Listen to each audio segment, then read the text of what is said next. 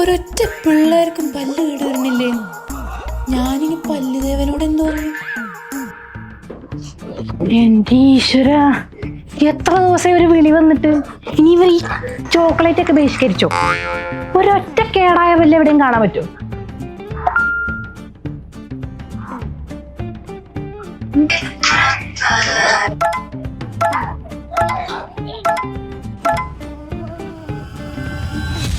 അപ്പൊ ഇവന്മാരാണ് ഇതിനൊക്കെ കാരണം.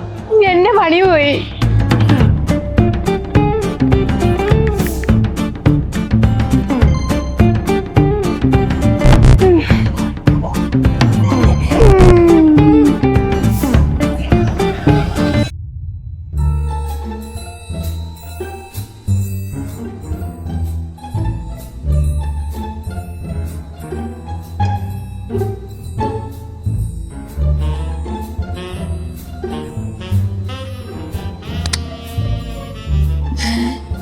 ഇനി വേറെ വഴിയില്ല.